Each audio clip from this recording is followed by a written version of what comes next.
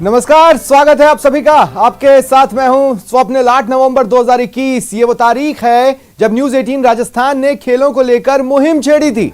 मकसद था प्रदेश के खिलाड़ियों के लिए कोशिश करना कि वो खेलें, कमी झेले नहीं। ये वो तारीख है जब प्रदेश में खेलों के लिए हालात बदलने की शुरुआत हुई। देश प्रदेश में टैलेंट का टोटा नहीं है, जो बढ़ रहे हैं संसाधनों की कमी में तपकर सोना बन रहे हैं। बस उन्हें सफलता में वक्त और मेहनत किसी भी अन्य देश के खिलाड़ी से ज्यादा लग जाती है। अगर ये हालात बदल जाएं तो खेलों की, खिलाड़ियों की और देश की किस्मत खुल जाएगी। तो चलिए खेल क्रांति की लहर आगे बढ़ाते हैं और देखते हैं मुहिम का सफर।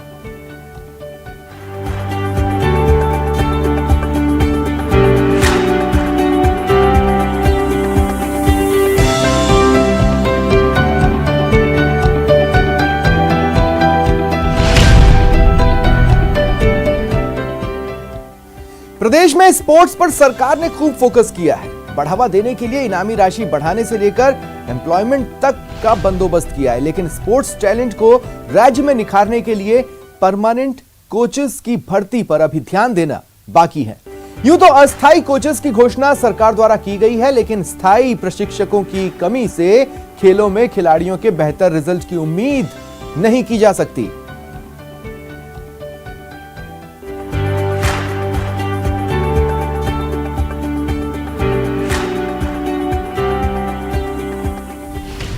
बिन कोच कैसे तैयार हो खिलाड़ी, कोच का इंतजार खिलाड़ी हो रहे बेहाल।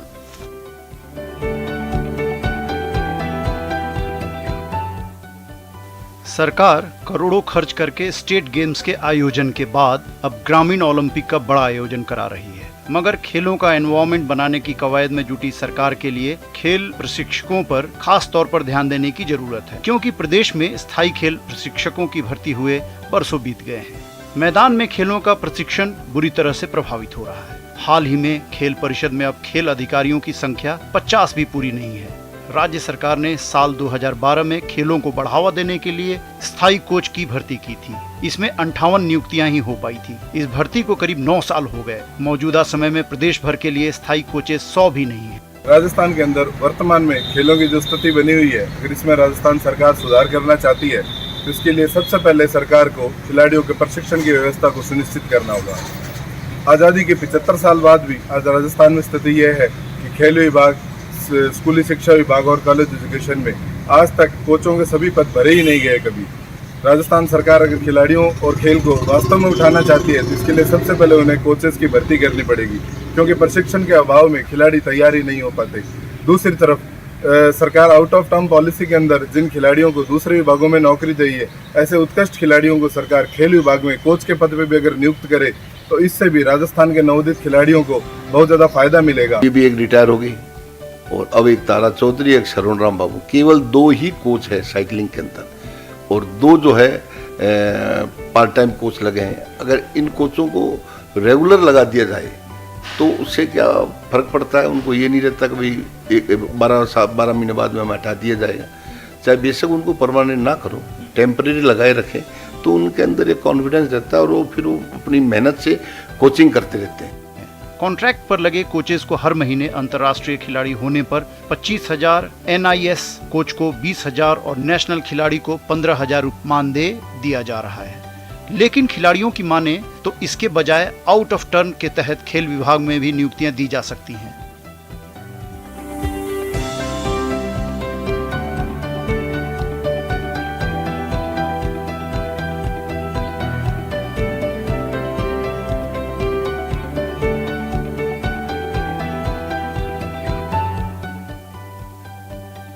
क्योंकि आउट ऑफ टर्न पॉलिसी के जरिए पुलिस एवं वन विभाग में कई खिलाड़ियों को जब नौकरियां दी जा चुकी हैं, तो फिर खिलाड़ियों को खेल विभाग में भी नियुक्त किया जा सकता है। इसके लिए पॉलिसी में भी बदलाव किया जा सकता है।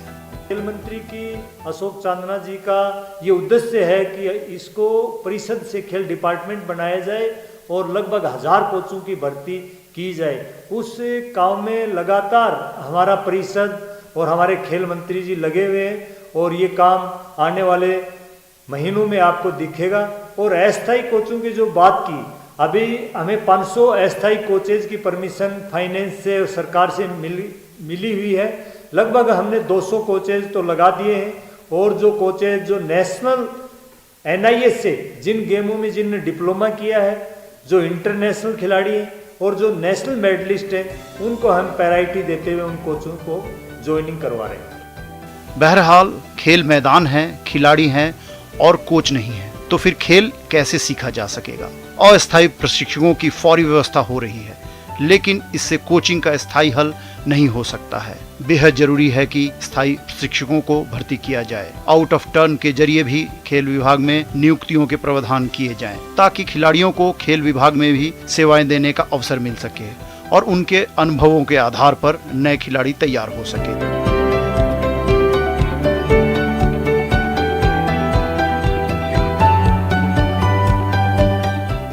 महेश दाधीच, न्यूज़ 18, जयपुर।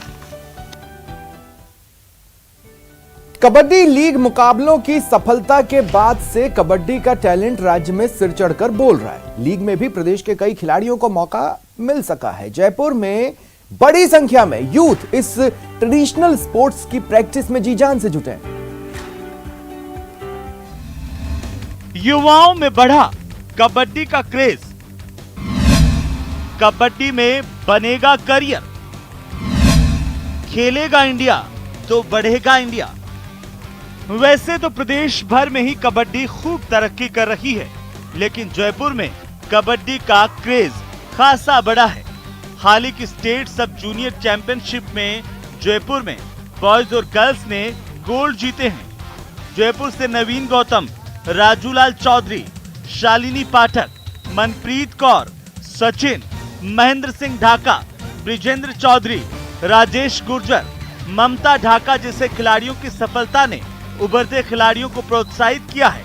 लिहाजा इस खेल में अपना करियर ढूंढने के लिए कई बाहरी क्षेत्रों से भी जयपुर में खिलाड़ी अपनी तैयारी कर रहे हैं। जयपुर में चौगान स्टेडियम में कबड्डी का खास प्रशिक्षण केंद्र रहा है, जहां से कई खिलाड़ियों ने कीर्तिमान हासिल किए हैं। जयपुर के खेल मैदानों में कबड्डी के खिलाड़ियों की संख्या बढ़ने लगी है, तो प्रतियोगिताओं में मुकाबले कड़े होने लगे हैं। मौजूदा समय में भी इंटर कॉलेज और K7 प्रतियोगिताओं में प्रदेश भर के खिलाड़ी हिस्सा ले रहे हैं। इन खिलाड़ियों से बात करने पर सामने आया कि वे कबड्डी में बेहतर करना चाहते हैं, क्योंकि उन्हें अब कबड्डी में करियर नजर आता है। कबड्डी का एक नया स्वरूप देखने को इसलिए मिल रहा है क्योंकि जो अभी यहाँ हर चीज़ चेंजिंग हो रही है। पहले मिट्टी में होता था, कुछ तो प्लेयर के अधिकतर चांस होते थे कि वो अपना गेम नहीं दिखा पाता। मैट के ऊपर अधिकतर प्लेयर होते हैं जो अपना परफॉर्मेंस दे पाते हैं, और इस टाइम जो मैट पे जो गेम चल रहा है वो पहले से बेहतर होता जा रहा है।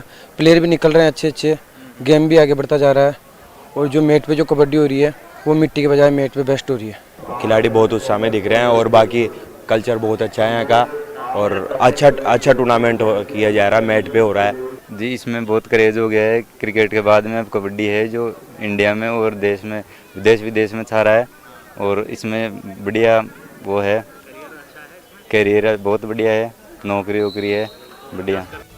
एशियन गेम्स में भारतीय कबड्डी का दबदबा रहा है। इसमें प्रदेश के खिलाड़ी हमेशा से अपनी जगह बनाते रहे हैं, लेकिन कबड्डी की K-Live मुकाबलों की वजह से इस खेल की चमक बढ़ी है, जिसकी वजह यह भी है कि प्रदेश में कबड्डी खिलाड़ियों को इस लीग में अच्छे अवसर मिल रहे हैं। यदि बात करें प्रो कबड्डी में, इस सीजन में जयपुर के सचिन तंवर को पटना टीम ने 84 लाख रुपए की राशि में लिया है। वहीं 55 लाख में ब्रिजेंद्र चौधरी को हरियाणा स्टीलर्स ने खरीदा था। 10 लाख में राजेश गुर्जर भी हरियाणा स्टीलर्स के साथ जुड़े थे। 8 लाख रुपए में गोविंद गुर्जर पुनेरी पल्टन के लिए खेलते नजर आएंगे। 8 लाख में गुजरात फॉर्चून जॉइंट्स ने भी प्रदीप यादव को अपनी टीम के साथ जोड़ा, जबकि Rajulal Chaudhary 3 season Jaipur, 1 season Haryana Steelers और 2 बेंगलुरु बुल्स से खेल चुके हैं। इस लीग में प्रदेश के ही नवनीत गौतम, भुवनेश्वर गौड़, महेंद्र चौधरी, महेंद्र सिंह ढाका, धर्मेंद्र सिंह, रोहित प्रजापत, सूरज गुर्जर, पूरन शेखावत भी हिस्सा रह चुके हैं। कबड्डी के एशियन मेडलिस्ट और प्रो कबड्डी लीग में कई टीमों में खेल चुके राजूलाल चौधरी बताते हैं कि राज्य सरकार द्वारा खिलाड़ियों को सरकारी नौकरी देने और लीग मैचों में भी अच्छी राशि मिलने से कबड्डी के खेल को नई ऊर्जा मिल रही है। कबड्डी को लीग के कारण जितनी पॉपुलरिटी राजस्थान में मिली है, 2015 से राजस्थान का कबड्डी के अंदर राजस्थान का स्तर धीरे धीरे अप होता जा रहा है। कंटिन्यू 3 साल से खेलो इंडिया, जूनियर नेशनल, सब जूनियर नेशनल, सीनियर नेशनल में कंटिन्यू 3 साल से मेडल आ रहे हैं राजस्थान के। पहले इतने मेडल नहीं आते थे, लेकिन अब कंटिन्यू राजस्थान के खिलाड़ी, पहले जब मैंने खेलना स्टार्ट किया तो सिरसी रोड से केवल हम 2 प्लेयर आते थे, 2005 की बात है। आज सिरसी रोड पे कम से कम 1000 से 1500 बच्चे सुबह शाम रूटीन प्रोफेशनल कबड्डी खेल रहे हैं। टाइम पास के हिसाब से नहीं, प्रोफेशनल। सुबह 6 से लेके 10 तक, शाम को वही 3 से लेके 6 तक प्रोफेशनल।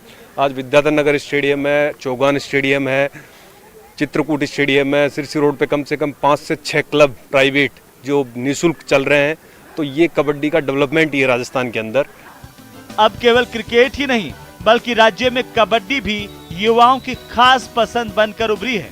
इसी वजह से कई युवा प्रतिभाएं सामने आ रही है।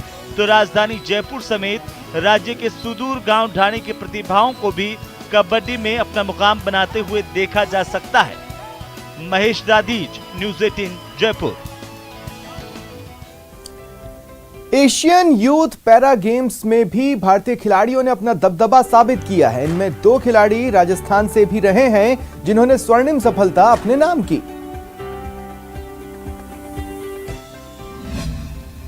भारतीय एथलीट्स का बेहतरीन प्रदर्शन। एशियन यूथ पैरा गेम्स में भारत का दबदबा। एथलेटिक्स में राज्य के 4 खिलाड़ियों की सफलता। टोक्यो ओलंपिक और पैरालंपिक खेलों के बाद भारतीय एथलीट्स का बेहतरीन प्रदर्शन देखने को मिल रहा है। एशियन यूथ पैरा गेम्स में भारत ने 12 गोल्ड, 15 सिल्वर और 14 ब्रॉन्ज समेत कुल 41 मेडल जीते। भारतीय टीम ने सबसे ज्यादा मेडल एथलेटिक्स में जीते। एथलेटिक्स में राज्य के 4 खिलाड़ियों ने हिस्सा लिया। इनमें सीकर से शालिनी चौधरी और हिमांशु, बीकानेर से विकास भाटेवाल और जयपुर के ईशान खंडेलवाल इन खेलों में शामिल हुए थे। विकास और ईशान की इन खेलों में स्वर्णिम सफलता रही। विकास भाटेवाल ने एक डिस्कस में स्वर्ण और एक शॉटपुट में रजत पदक हासिल किया, तो वहीं 1500 मीटर रेसिंग इवेंट में जयपुर के ईशान ने गोल्ड मेडल प्राप्त किया। विकास के पिता ड्राइवर हैं, वे सीधे हाथ से दिव्यांग हैं, लेकिन ईशान ने खुद को कभी कमजोर नहीं होने दिया। अभी 2 से 6 दिसंबर होने वाले यूथ एशियन पैरा गेम्स में मैंने पार्टिसिपेट किया था, जिसमें डिस्कस थ्रो स्पर्धा में मेरा गोल्ड रहा और शॉर्ट पुट थ्रो में मेरा सिल्वर रहा। और मैं इन सब का श्रेय अपने माता पिता, अपने नाना नानी, अपने परिवारजन और अपने कोच और पैरालंपिक कमेटी ऑफ इंडिया को देना चाहता हूँ, जिन्होंने मुझे आगे बढ़ने में सपोर्ट किया। इसमें काफ़ी लोगों का सपोर्ट रहा है। नमोदा जी सर भी जो मेरे कोच है, पुलिस यानी सीनियर के कोच है, उनके अंडर में प्रैक्टिस करता हूँ, तो उन्होंने बोला था कि ये कर सकता है, तो उस वजह से मैं मोटिवेट हुआ था, मेरे दिमाग में हुआ था कि मैं कर सकता हूँ। और सीनियर टीम की वजह से उनके बाकी जो हम जिन ग्रुप वाले बच्चों के साथ करते हैं, हम उन लोगों के साथ यानी मेहनत की थी और आज उसका रिजल्ट ये हुआ कि आखिरी एंड में जब मैं बहरीन गया तो मेरा फर्स्ट मेडल आया है, गोल्ड मेडल। तो जब पेरेंट्स खुशी हुए, बाकी लोग खुशी हुए, तो उसे और राष्ट्रीय गान बजा तो एक अलग ही जोश आ रहा था और एक अलग ही वो हो रहा था कि इससे बड़ा और कुछ नहीं है। जयपुर के बास बदनपुरा के रहने वाले ईशान खंडेलवाल कई प्रतियोगिता में अपना परचम लहरा चुके हैं। राष्ट्रीय सफलताओं के चलते ईशान को आउट ऑफ टर्न के तहत जल संसाधन विभाग में नियुक्ति मिल चुकी है। ईशान का परिवार इस सफलता पर गौरवान्वित है। बच्चों के लिए बहुत चैलेंज होता है कि एक नई फोर्स में डालना या उनको स्पोर्ट्स में लाइन में डालना है, उनको सिखाना, ट्रेनिंग देना।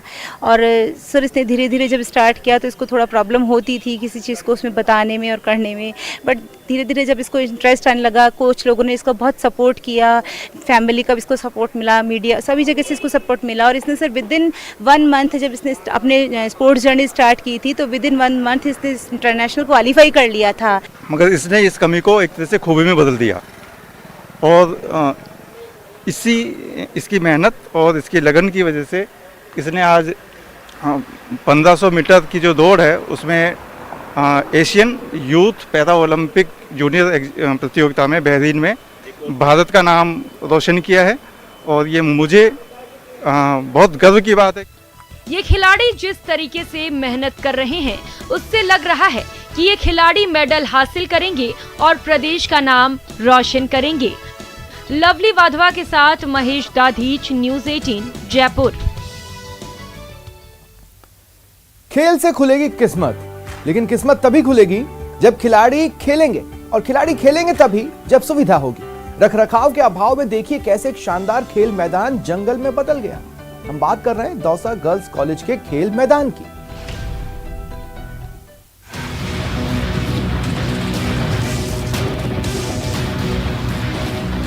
हम खड़े हैं दौसा के राजकीय महिला महाविद्यालय के खेल मैदान में, जहां की स्थिति हम आपको दिखाने की कोशिश करते हैं।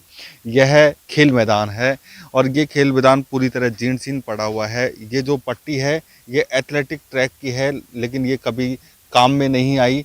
पहले जब ये बनाई गई थी एथलेटिक्स ट्रैक, तब एक एक्टिविटी हुई थी, एक प्रतियोगिता हुई थी यहाँ पर। उसके बाद में किसी भी प्रकार के यहाँ आयोजन नहीं हुए। करीब 7 साल पहले इस खेल मैदान पर प्रदेश के कई कॉलेज के खिलाड़ी एथलेटिक्स प्रतियोगिता में भाग लेने आए थे। इसके लिए यहाँ पर एथलेटिक्स ट्रैक बनवाया गया था। तब ये लगा था कि न केवल गर्ल्स कॉलेज की छात्राओं को बल्कि दौसा शहर के बाकी खिलाड़ियों को भी बेहतर जगह मिलेगी, लेकिन समुचित रखरखाव नहीं होने के कारण अब इसे खेल मैदान कम जंगल कहना ज्यादा सही है। कॉलेज की लड़कियों की बात करें तो यहाँ कभी कभार ही कोई लड़की यहाँ पर खेलने के लिए आ जाए तो अलग बात है, वरना यहाँ पर कोई लड़की खेलने के लिए नहीं आती है। साथ ही पीजी कॉलेज की भी इसी तरह की स्थिति है, क्योंकि दोनों बड़े कॉलेज हैं दौसा के और दोनों के पास बड़ा मैदान है, लेकिन इन मैदानों का जो रखरखाव है वो नहीं हो पाता है। ऐसे में ये अब जंगल का रूप ले रहे हैं। जब बदहाल हुए खेल मैदान का कारण जानने के लिए हम गर्ल्स कॉलेज के प्रिंसिपल के पास पहुंचे तो वो भी अपनी मुश्किल बयां करने लगी। कॉलेज में खेल मैदान है, बच्चियां खेलती भी थी पहले, और अब चूंकि गत वर्ष तो कोरोना की वजह से कुछ गेम्स हुए नहीं, और इसको ठीक कराने के लिए हम प्रयासरत हैं। अभी विकास समिति में मीटिंग में भी इस बात पर चर्चा हुई थी। हालांकि प्रिंसिपल का दावा है कि जल्द ही इन खेल मैदानों को दुरुस्त करवाया जाएगा। पेड़ पौधे बड़े बड़े हैं क्योंकि काफ़ी समय से उगे हुए हैं, तो बड़े पेड़ पौधों को हटाने के लिए जेसीबी भी बड़ी चाहिए। तो अब इसके लिए अब पुनः प्रयास करेंगे। एक बार मैडम को कह दिया है, आज वापस उनसे मिल करके और इस बारे में उनसे बात करके इनको ठीक करवाएंगे। ना खिलाड़ी तैयार हो पा रहे हैं, ना ये खेल मैदानों का रखरखाव हो पा रहा है।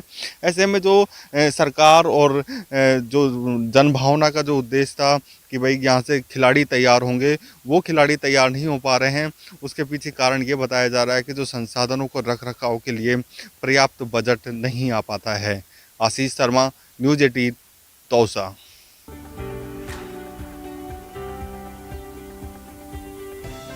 उड़ीसा की तरह झुंझुनू में भी एक बुधिया तैयार हो रहा है। ये छोटा सा धावक जब दौड़ता है तो मानो हवा से बातें कर रहा हो। जज्बा इतना कि हर लक्ष्य को हासिल करने के लिए वो दिन रात मेहनत करता है। कोच जो लक्ष्य देते हैं उस लक्ष्य को पूरा करने के लिए वो तुरंत हां कहता है। यह है झुंझुनू के सीतसर निवासी सत्यम बुडानिया। सत्यम बुडानिया हर किसी के लिए आकर्षण का केंद्र है, जो 3.5 साल की उम्र में कीर्तिमान रच रहे हैं। वो दौड़ता है तो हवा से बातें करता है, वो दौड़ता है तो चीता भी शर्माता है। दिल में हौसला, बुलंद है जिगर, दिन रात बस लक्ष्य पर है नजर। बोल्ट कहो या कहो फिर बुधिया, सत्य की दौड़ से हैरान है दुनिया। ओडिशा के धावक बुधिया की कहानी तो सबको याद है। बुधिया ने 4.5 साल की उम्र में 65 किलोमीटर की दूरी 7 घंटे 2 मिनट में तय कर जो नाम किया, वैसा ही कुछ झुंझुनू नन्हा धावक सत्यम बुढ़ानिया कर रहा है। झुंझुनू के सत्यम बुढ़ानिया ने 5 मिनट में 900 मीटर की दूरी तय कर इंडिया बुक ऑफ रिकॉर्ड में नाम दर्ज करा लिया है। 3 साल 5 महीने की उम्र में सत्यम योगी स्टेडियम में तैयारी कर रहा है। सत्यम रोजाना 1.6 किलोमीटर लंबी दौड़ 54 मिनट और 53 सेकंड में पूरी करता है। ये रिकॉर्ड 20 सितंबर 2021 को इंडिया बुक ऑफ रिकॉर्ड में दर्ज किया गया था।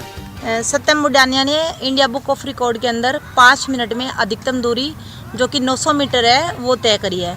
तो ये भारत का सबसे कम उम्र का बच्चा है और बहुत खुशी हो रही है हमें कि इंडिया बुक ऑफ रिकॉर्ड में इसका नाम दर्ज हुआ है। मेरे यहाँ पे ये सत्यम बुडानिया जो 2 साल का था तब मेरे पास ये आता था अपनी बहनों के साथ, और ये यहाँ पे प्रैक्टिस करने के लिए इनकी बहनें आती थी, तो मैंने इनके साथ में दौड़ाना शुरू किया। तो मैंने इसकी दौड़ को देखा और एक मैंने रिकॉर्डिंग बनाई 20 अगस्त 2020 को।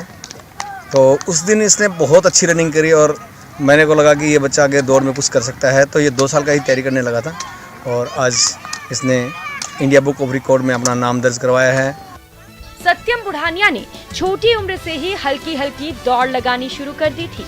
जब सत्यम की मेहनत की चर्चा संगीता और सुभाष योगी के पास पहुंची, तो उन्होंने सत्यम को बुलाया। उन्होंने एक धावक के रूप में सत्यम को तैयार करने का निश्चय किया। कोच संगीता योगी का कहना है कि सत्यम प्रतिभावान है, वो हर लक्ष्य को हासिल करने के लिए जी तोड़ कोशिश करता है।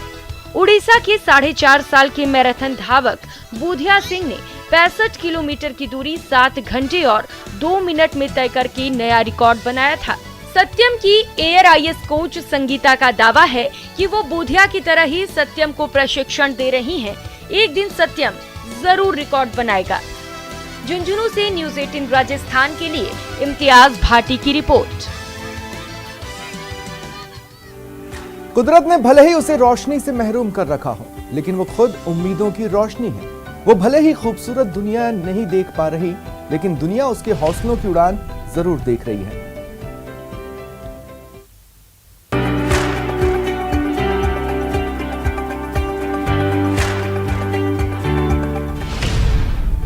उम्मीदों का आशियाना है, बुलंद हौसलों की मीनार है। भले ही आंखों से लाचार है, लेकिन वो जग जीतने को तैयार है। कुदरत के क्रूर हाथों ने उसकी आंखों से खूबसूरत दुनिया को देखने का हक जरूर छीन रखा है, लेकिन किसी की क्या बिसात जो उसके हौसलों की उड़ान को रोक पाए। वो तो उम्मीदों का आशियाना है, बुलंद हौसलों की मीनार है। भले ही आंखों से लाचार है, लेकिन वो जग जीतने को तैयार है। तभी तो अपनी सफलता की चमक बिखेरने के लिए शालिनी ने दिन रात एक कर दिया है।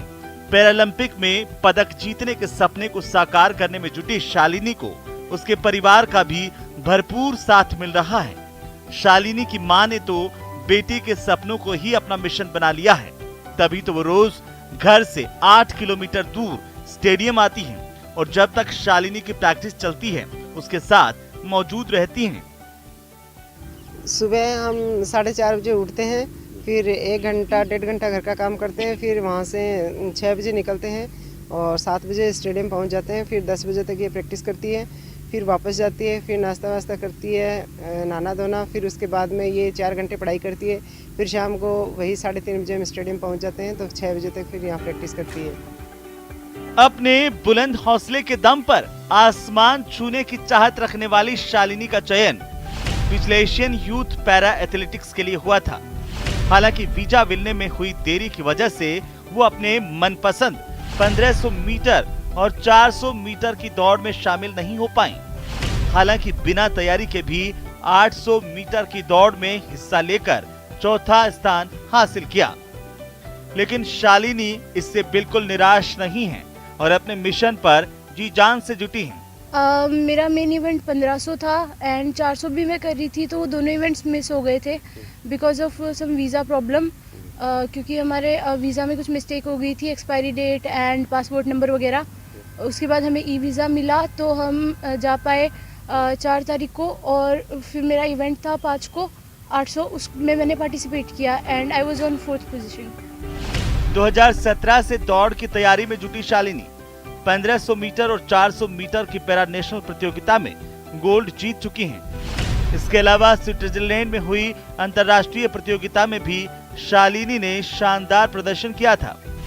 खेल के साथ साथ पढ़ाई में भी अव्वल शालिनी ने 12वीं की परीक्षा में पूरे स्कूल में टॉप किया था। मतलब शालिनी टैलेंट का बंडल है, बस उसे थोड़ा निखारने की जरूरत है। फिर तो मरुधरा की इस बेटी की प्रतिभा ऐसी चमक बिखेरेगी जिससे खाक से फलक तक रोशन हो जाएंगे। सारे जो काम है वो अभाव में हो रहे हैं, सरकार की तरफ से कोई सुविधा नहीं है। उसके बाद भी शालिनी के जो सपने हैं वो ऊंचे हैं। संदीप हुड्डा, न्यूज़ 18 सीकर। मुश्किल हालात है, मुश्किल फैसले का वक्त है, पर बात हमारे बच्चों की है जो हमारे सम्मान के लिए दुनिया से लोहा लेने की तैयारी कर रहे हैं। क्या हम उनके लिए इस मुहिम में अपना योगदान नहीं दे सकते? इसलिए फैसला लेना बेहद आसान है, आपको सिर्फ हमारे साथ जुड़ना है। न्यूज 18 राजस्थान आपसे अपील करता है, खेल से खोलो किस्मत। याद रखें, राम सेतु बनाने में एक गिलहरी का योगदान भी बहुत बड़ा था। हम सभी को, हमको, आपको अपनी अपनी कैपेसिटी में योगदान देना ही होगा। मैं अपील करता हूं मुझे देख रहे सभी लोगों से, स्थानीय प्रशासन से, अथॉरिटीज से, अधिकारियों से, योगदान दें। मुझे यकीन है साथ ही हाथ बढ़ाएंगे, हम बाहर निकलेंगे इतिहास रचने, खेल क्रांति से भविष्य को उम्मीद देने, खेल से किस्मत खोलने।